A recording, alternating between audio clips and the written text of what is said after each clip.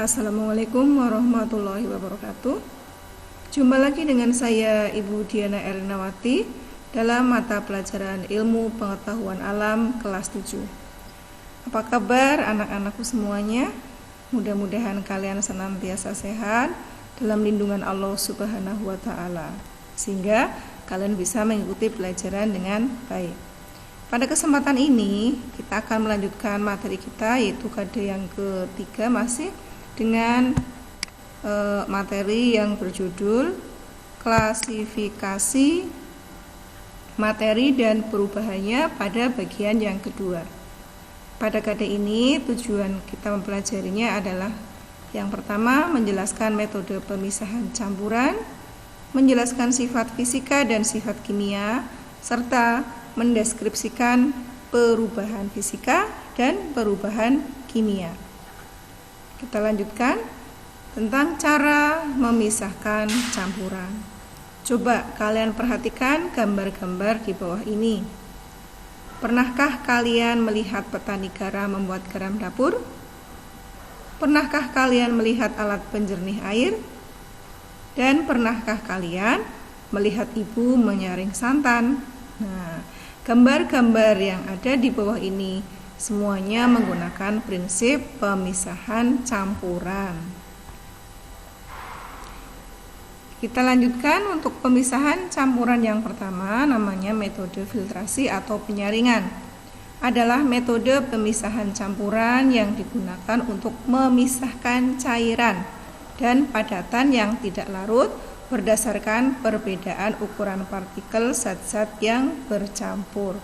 Contohnya adalah pada penyaringan air, bisa juga pada penyaringan pasir atau penyaringan santan.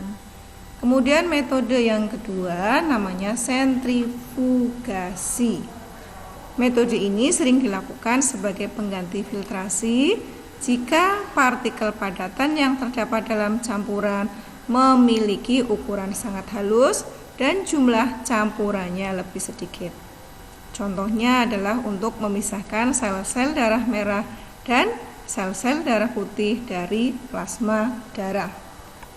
Kemudian metode yang ketiga namanya destilasi atau penyulingan. Prinsip kerjanya didasarkan pada perbedaan titik didih dari zat cair yang bercampur, sehingga saat menguap setiap zat akan terpisah. Kalian perhatikan gambar di samping ya. Di situ adalah destilasi dengan alat-alat sebagai berikut.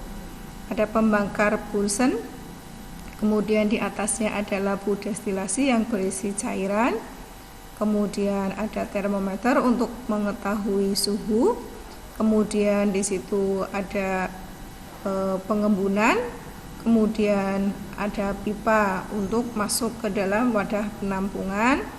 Kemudian ada tempat destilat atau tempat untuk menampung hasil destilasi. Misalnya kalian membuat minyak dari kayu putih atau minyak atau air dari air mawar ya. Jadi kalian letakkan pada labu destilasi, kemudian dipanaskan, kemudian dibiarkan sampai dengan airnya kering ya, habis, kemudian akan menguap. Nah, uap tadi akan mengalami pengembunan, kemudian akan menuju ke wadah penampungan. Prinsip ini kalau dalam industri digunakan pada penyulingan minyak bumi. Minyak bumi itu terdiri dari berbagai macam komponen yang memiliki titik didih yang berbeda. Kita lanjutkan dengan metode yang keempat, yaitu kromatografi. Kalian perhatikan ya, ini pada gambar di samping, ini adalah metode kromatografi. Adalah metode pemisahan campuran yang didasarkan pada perbedaan kecepatan merambat antara partikel-partikel yang bercampur dalam suatu medium diam ketika dialiri suatu medium gerak. Pemisahan campuran dengan cara kromatografi pada umumnya digunakan untuk mengidentifikasi suatu zat yang berada dalam suatu campuran. Contohnya, tes urin untuk seseorang yang dicurigai menggunakan obat terlarang atau atlet yang dicurigai menggunakan doping ya. Ini menggunakan selembar kertas tipis ya. Kalau kita ya biasa menggunakan selembar tisu, nanti warna-warnanya akan berpendar. Itu kalian perhatikan, warna-warnanya akan berubah ya. Di situ yang tadinya hitam kemudian akan berubah, ada yang menjadi hijau, menjadi merah, dan menjadi kuning. Itu adalah kromatografi yang sederhana. Kemudian yang kelima namanya metode sublimasi. Prinsipnya metode ini adalah didasarkan pada campuran zat yang memiliki satu zat yang dapat menyublim. Masih ingat ya apa itu menyublim? Menyublim adalah perubahan wujud padat ke wujud gas. Sedangkan zat yang lainnya tidak dapat menyublim. Contohnya campuran iodin dengan garam dapat dipisahkan dengan cara sublimasi. Kalian perhatikan gambar yang sebelah kanan. Di situ ada campuran iodin dengan garam. Kemudian di bawahnya itu diberi pemanas ya. Yang sebelah kanan itu ada juga sama ya, itu di atasnya diberi dengan es batu. Nanti akan mengalami penyubliman. Nah, kita lanjutkan yang berikutnya, yaitu tentang benda-benda yang dapat mengalami perubahan. Benda-benda yang ada di sekitar kita ya, tidak semuanya bisa mengalami perubahan, tapi sebagian besar adalah bisa mengalami perubahan. Seperti apa sih perubahannya? Menjadi apa perubahannya itu? Apakah menjadi benda yang baru atau bagaimana? Ya, kita lihat bersama. Nah, ternyata pada perubahan itu ada dua sifat. Yang pertama yaitu sifat fisika, yang kedua sifat kimia. Sifat fisika adalah sifat yang berkaitan dengan keadaan fisik suatu zat. Contohnya adalah bentuk, warna, bau, kekerasan, titik didih, titik beku, titik leleh, daya hantar, ukuran partikel, dan massa jenis atau densitas. Bagaimana dengan sifat kimia? Sifat yang berhubungan dengan mudah atau sukarnya zat tersebut untuk bereaksi secara kimia ya.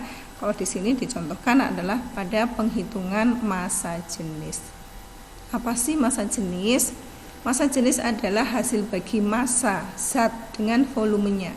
Disebut dengan massa jenis. Ya, cara menghitungnya adalah rho. Ini adalah tanda seperti huruf P, kita bacanya rho.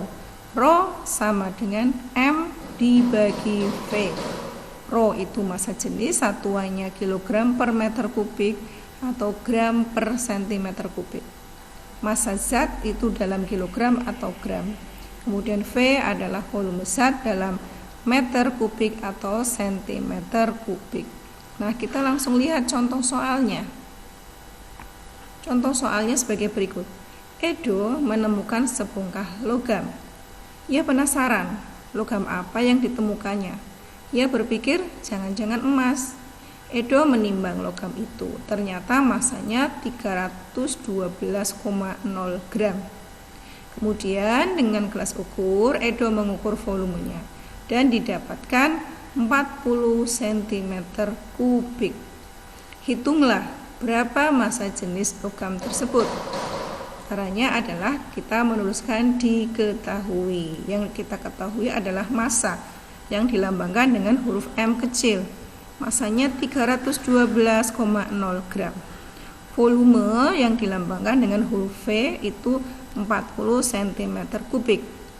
Kemudian yang ditanyakan adalah massa jenis atau dilambangkan dengan rho. Berapa sih massa jenisnya? Nah, cara mengerjakannya sebagai berikut.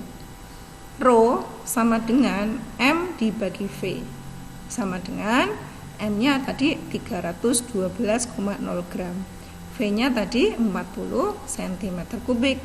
Maka 312,0 gram dibagi 40 cm kubik akan ketemu 7,8 gram per sentimeter kubik. Ya, jadi massa jenis logam tersebut adalah 7,8 gram per sentimeter kubik. Gampang ya? Nanti kalian bisa belajar sendiri. Kalian nanti buka kembali buku siswa yang kalian miliki ya. Kita lanjutkan. Yang berikutnya adalah tentang perubahan fisika. Nah, sebelum kita masuk ke perubahan fisika, coba kalian perhatikan ada gambar yang bawah ya. Ada gambar air, kemudian air tersebut dipanaskan sehingga air menjadi mendidih. Apakah mengalami perubahan air tersebut? Nah, coba kita lihat bersama. Perubahan fisika itu bisa terjadi ditandai dengan menguap, mengembun, mencair, membeku, menyublim, melarut, serta perubahan bentuk lainnya. Kalau kita perhatikan pada bagian ini ya, pada gambar ini terjadi peristiwa menguap ya. Jadi ini merupakan jenis dari perubahan fisika. Jadi apa itu perubahan fisika? Perubahan zat yang tidak disertai dengan terbentuknya zat yang baru ya. Kemudian bagaimana dengan perubahan yang lain yang menyebabkan terbentuknya zat baru? Nah, kalau yang menyebabkan terbentuknya zat baru itu namanya perubahan kimia. Kalian perhatikan ilustrasinya yang bagian bawah itu ada gambar beras. Setelah dimasak akan berubah bentuk menjadi nasi. Apakah mengalami perubahan bentuk? Apakah terjadi bentuk yang baru? Apakah setelah nasi yang terjadi akan bisa berubah menjadi beras lagi? Nah, pinter kalian. Ternyata jawabannya nasi tidak bisa kembali menjadi beras. Karena apa? Sudah membentuk zat yang baru. Nah, dengan adanya zat yang baru ini, maka perubahan beras menjadi nasi itu adalah contoh perubahan kimia. Jadi apa sih yang dimaksud dengan perubahan kimia? Perubahan kimia adalah perubahan zat yang dapat menghasilkan atau membentuk zat baru dengan sifat kimia yang berbeda dengan zat asalnya. Ya, apa ciri-cirinya? Ciri-cirinya yang pertama yaitu terbentuknya zat yang baru. Yang kedua, terbentuknya gas. Yang ketiga, terbentuk endapan. Yang keempat, terjadinya perubahan warna. Dan yang kelima, terjadinya perubahan suhu. Nah, kemudian setelah tadi kita belajar ada perubahan fisika dan perubahan kimia, kita lihat perbedaannya. Perubahan fisika tidak terbentuk zat baru. Kalau perubahan kimia terbentuk zat yang baru. Kemudian komposisi materi perubahan fisika tidak berubah. Kalau perubahan kimia, komposisi materi sebelum dan sesudah reaksi mengalami perubahan. Kemudian yang ketiga, tidak terjadi perubahan warna, bau, rasa, dan tidak terbentuk endapan. Pada perubahan kimia ditandai dengan terbentuknya gas, endapan, perubahan suhu, perubahan warna, perubahan bau, dan perubahan rasa. Itu tadi adalah perbedaan perubahan fisika dan kimia. Nah, bagaimana sih contoh-contoh perubahan fisika dan kimia dalam kehidupan sehari-hari? Tentunya kalian sering sekali mendapatinya ya. Coba kita lihat. Di sini diberikan contoh perubahan fisika dan perubahan kimia. 1. Beras diubah menjadi tepung beras. Itu adalah perubahan fisika. Ya, singkong menjadi tape. Itu contoh perubahan kimia. Contoh yang kedua, kayu diubah menjadi kursi. Itu masih perubahan fisika karena masih berupa kayu. Kemudian pembakaran kayu itu adalah perubahan kimia karena sekarang kayu sudah berubah menjadi arang atau bahkan menjadi abu. Contoh yang ketiga, gula dilarutkan dalam air. Ternyata masih berasa ya rasa manis gulanya. Perubahan kimia contohnya adalah makanan basi. Yang keempat, bola lampu listrik menyala, itu perubahan fisika. perubahan kimia contohnya susu diubah menjadi keju, dan contoh yang terakhir air berubah menjadi es. Perubahan kimia contohnya yaitu perkaratan pada besi. Nah, setelah Ibu menyampaikan contoh-contoh perubahan fisika dan kimia, pasti kalian bisa menyebutkan contoh-contoh perubahan yang lain ya, yang biasa kalian dapati pada lingkungan sekitar kalian. Nah, ternyata kita sudah sampai akhir ya. Sebelum buku guru tutup, mari kita membuat resume atau rangkuman atau kesimpulan ya dari yang sudah kita pelajari tadi. Yang pertama adalah prinsip pemisahan campuran didasarkan pada perbedaan sifat-sifat fisik zat penyusunnya seperti wujud zat, ukuran partikel, titik leleh, titik didih, sifat magnetik, dan larutan. 2. Beberapa metode pemisahan campuran yang sering digunakan antara lain adalah filtrasi, sentrifugasi, sublimasi, kromatografi, dan destilasi. 3. Perubahan fisika adalah perubahan yang tidak disertai dengan terbentuknya zat yang baru. 4.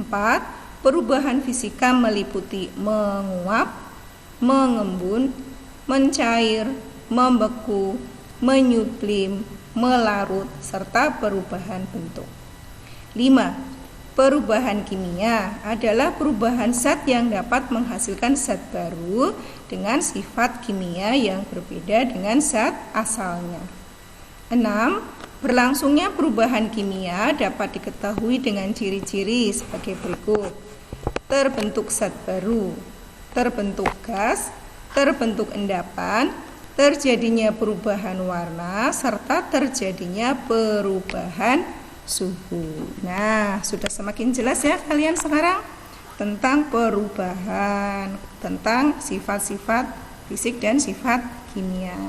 Sebelum saya akhiri, di sini ada beberapa latihan soal yang harus kalian kerjakan, atau kalian bisa juga baca soalnya pada buku siswa halaman 129.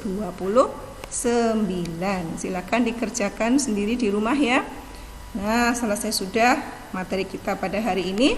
Terima kasih atas perhatiannya ya. Jangan lupa tetap belajar, tetap semangat, pakai masker, jaga jarak, dan selalu cuci tangan pakai sabun.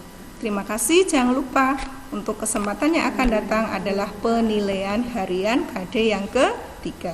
Sampai jumpa pada pertemuan yang akan datang. Terima kasih. Wassalamualaikum warahmatullahi wabarakatuh.